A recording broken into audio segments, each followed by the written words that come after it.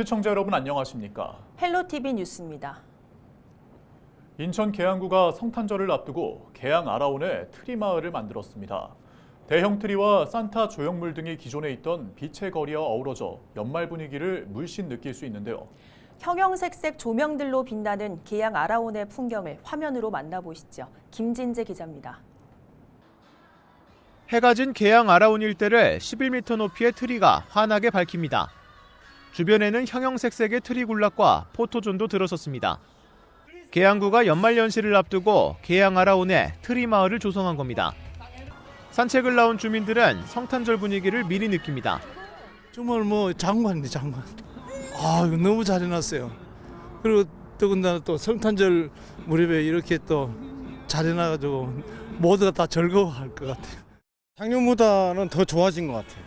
더 멋있고 여기가 지금 명소가 된 것 같아요. 그래서 연인들도 많이 오고 그런 장소가 된 것 같아요. 트리 점등 시간은 매일 오후 5시부터 11시까지로 계양구는 다음 달 31일까지 트리 마을을 운영할 예정입니다. 작년에는 계양구청 남측광장에다 설치를 했었어요. 거기는 트리만 설치를 했었고 올해는 이제 구민들이 많이 찾아주는 계양 아라온에 이제 트리와 그다음에 작은 트리들로 구성된 그런 트리 군락을 트리 마을을 구성하게 됐습니다. 방문객들은 트리 마을 외에도 물길을 따라 조성된 빛의 거리를 걸으며 계양 아라온의 야경을 즐길 수 있습니다. 계양구는 지난해 인천시 공모에 선정된 이후 계양 아라온 일대에 조명 조형물을 설치하는 빛의 거리 조성 사업을 추진하고 있습니다. 지난해 계양 아라온 북쪽 황허광장에서 수양원으로 이어지는 약 800m 구간에 대해 1단계 사업을 완료한 데 이어 올해는 계양 아라온 남쪽에 환상의 나무와 미디어 큐브 경관 조형물을 추가로 설치하는 등 2단계 사업을 마쳤습니다. 계양구는 빛의 거리 조성을 통해 올해 1월부터 10월까지 14만 명 이상이 계양 아라온을 방문한 것으로 집계했습니다. 계양구는 연말 연시를 맞아 오는 23일까지 트리마을 사진 이벤트를 진행할 예정으로 방문객들은 누구나 계양 아라온 빛의 거리 2단계나 트리마을을 배경으로 인물 사진을 찍어 제출하면 이벤트에 참여할 수 있습니다. 헬로티비 뉴스 김진재입니다. 사상자 19명을 낸 부천 호텔 화재와 관련해 건물주 등 관계자들이 재판에서 혐의를 부인했습니다. 업무상 과실치사상 등의 혐의로 기소된 60대 건물주 A씨 측은 18일 인천지법 부천지원에서 열린 재판에서 A씨가 지난 2021년부터 호텔 운영에 관여하지 않았다며 건축물 관리법에 따른 조치를 해야 할 의무가 없었다고 검찰에 공소 사실을 반박했습니다. 또 같은 혐의로 기소된 호텔 매니저 30대 B씨 등은 화재 경보기를 끄기로 공모하지 않았다면서 방화문인 객실 출입문이 항상 닫힌 상태로 유지되지 않았다는 공소 내용이 객관적인 사실과 다르다고 주장했습니다. A씨 등 4명은 지난 8월 부천 중동의 한 호텔에서 발생한 화재와 관련해 안전관리와 대처를 부실하게 해 투숙객 7명을 숨지게 하고 12명을 다치게 한 혐의를 받고 있습니다. 부천시가 연말 연시를 대비해 비상진료 체계를 유지합니다. 부천시 내 응급의료기관과 응급의료시설은 순천향대 부천병원과 가톨릭대 부천성모병원 등을 포함해 6곳으로 24시간 응급실을 가동합니다. 이와 함께 소아경증 환자 진료병원인 달빛 어린이병원은 송내 연합의원을 지정해 운영하고 있습니다. 또 심야와 휴일에도 365일 밤 10시부터 다음 날 새벽 1시까지 문을 여는 공공심야약국은 원미구 세현대약국과 뿌리약국, 소사구 부부약국, 오정구 메디팜 큰약국 등 모두 4곳입니다. 부천문화원이 부천군 출범 110주년을 맞아 인천문학초등학교 안에 위치한 인천도호부 관아 안내 표지판에 과거 부천군의 초대군청 정보를 알리는 내용을 새롭게 추가했습니다. 부천문화원은 관련 기관 협의와 문화재 현상 변경 심의를 거친 끝에 기존 안내판에는 부족했던 부천군 관련 내용을 포함해 지난 13일 새롭게 설치했다고 밝혔습니다. 부천군은 지난 1914년 부평군, 인천 일부, 강화군 일부를 통합해 신설됐으며 초대군청은 현재 인천문학초등학교 부지로 이후 5차례 변천을 거쳐 현재 부천시청에 이르렀습니다. 부천문화원은 부천군 탄생 110주년을 맞아 부천의 행정사와 지역 정체성을 시민에게 알리기 위한 프로젝트를 지난 4년 동안 이어왔습니다. 인천시의회가 최근 공공매입 임대주택 중 소형 세대의 주차 대수를 세대당 1대에서 0.5대로 완화하는 주차장 조례안을 통과시켰습니다. 주거 취약계층의 소형 임대주택 공급을 늘리기 위해 완화한 건데 주차난이 더 가중될 수 있어 걱정입니다. 이관성 기자와 함께 살펴보죠. 자, 이 기자, 인천시의회가 통과시킨 이번 주차장 설치 완화 조례 어떤 유형 주택들에 적용되는 겁니까? 네, 이번 인천시 주차장 설치 완화 조례가 적용되는 주택은 공공매입 임대주택 중에서도 전용면적 30제곱미터 미만인 소형주택입니다. 면적 규모상 원룸이나 거실과 원룸이 함께 있는 작은 규모의 임대주택인데요. 공공매입 임대를 목적으로 지을 경우 주차장 요건을 완화시켜주는 것입니다. 기존에는 전용면적 30제곱미터 미만인 소형주택의 주차장 설치 기준이 건축 허가 대상인 경우에 세대당 1대, 또 주택건설 사업계획 승인 대상인 경우 세대당 0.5대였습니다. 또 매입 약정 소형주택인 경우 세대당 0.3대를 적용할 수 있도록 임의 규정으로만 정하고 있어서 건축 허가를 통한 매입 약정 소형주택 건설이 어려웠습니다. 이번에 바뀐 조례는 인허가 방법에 따라 기준이 다르지 않도록 주차장 설치 기준을 세대당 0.5대로 완화시켜 통일했습니다. 정부가 매입 임대주택 공급을 대폭 늘리기로 한 상황에서 주차장 설치 부담을 줄여준 것으로 볼 수 있습니다.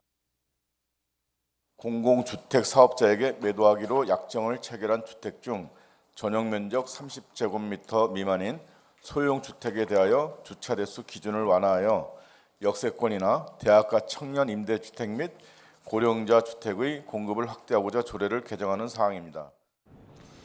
네, 주거 취약계층의 임대주택 공급을 늘리기 위해 이 주차장 설치 기준을 완화한 그 배경은 이해가 가지만 또 주차난도 걱정입니다. 그동안 주차난과 또 민원을 충분히 겪어왔지 않습니까? 조례 심의 과정에서 이 같은 고민은 없었습니까? 인천시 의회와 인천시 모두 주차난 악화를 걱정했습니다. 하지만 청년과 주거 취약계층의 주택 공급이 현재로선 더 시급하다는 시각에서 주차장 설치 기준을 완화한 상황입니다. 조례 개정안을 처리하는 과정에서는 주차난 악화를 걱정하는 지역에 항의가 잇따랐습니다.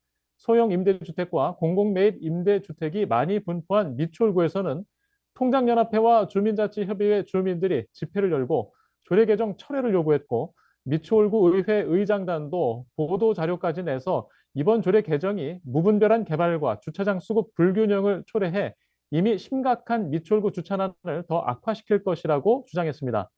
주차장 확보율이 84%에 그치고 있는 부평구도 입법 의견서를 통해서 이번 조례 개정이 집단 민원과 갈등을 키울 것이라고 반대 의사를 밝혔는데요.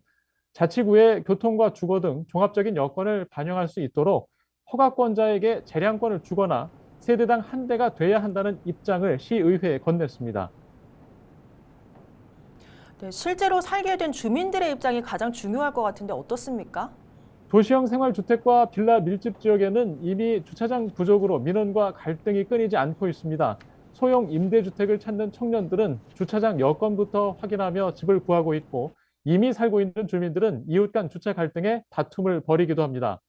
이번 개정 조례가 공공매입 임대주택 중 전용면적 30제곱미터 미만 소형주택에 한한 것이지만 도시형 생활주택과 빌라 밀집 지역에 공급이 늘어날 가능성이 크기 때문에 이 같은 주차난은 더 악화될 것으로 보입니다. 네, 잘 들었습니다. 지금까지 보도국 이관성 기자였습니다.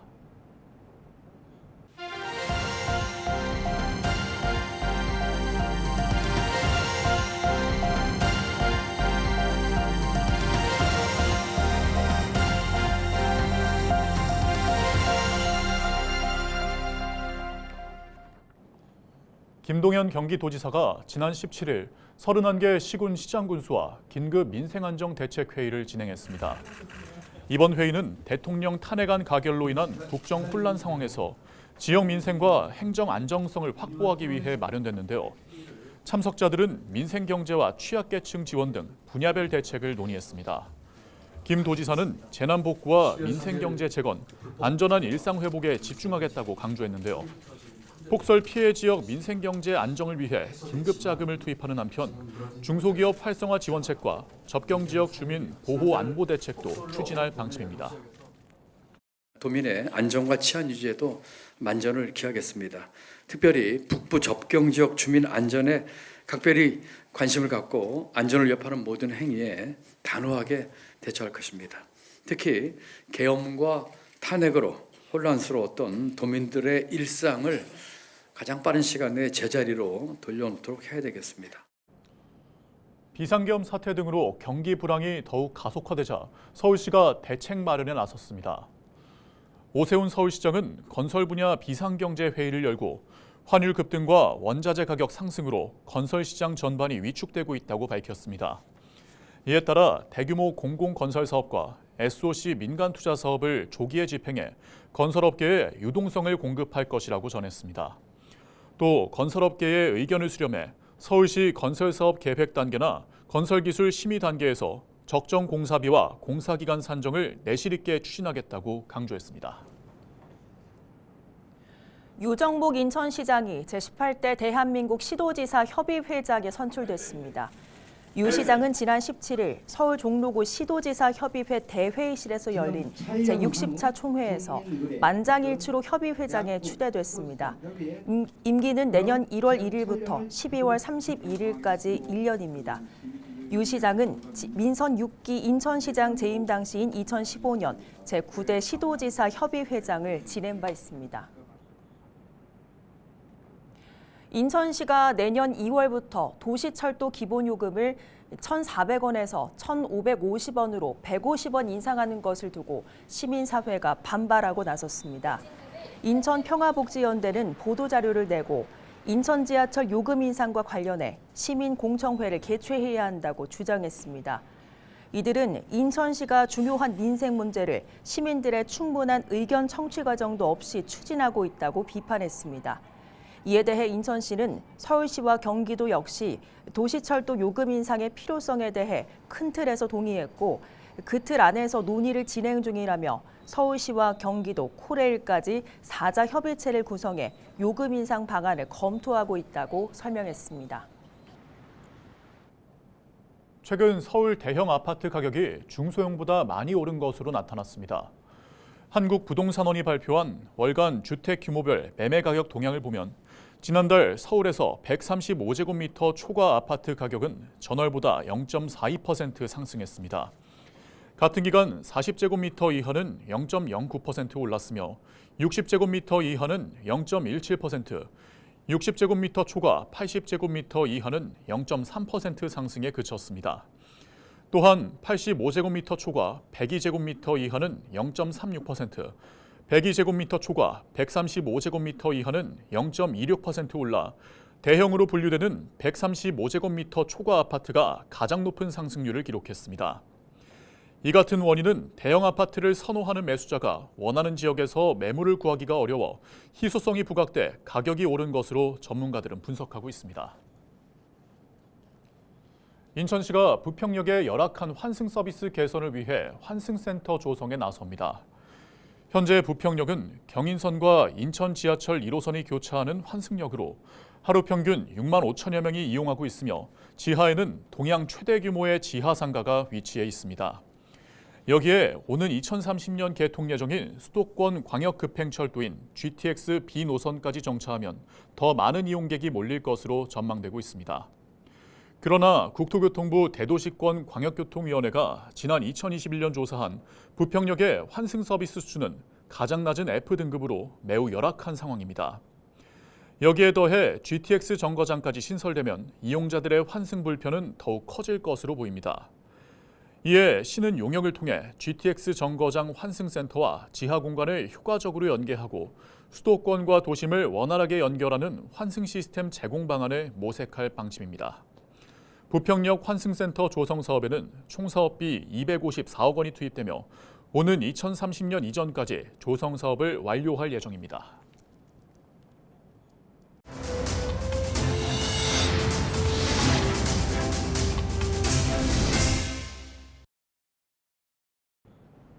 이상으로 뉴스를 마칩니다. 함께해 주신 여러분 고맙습니다.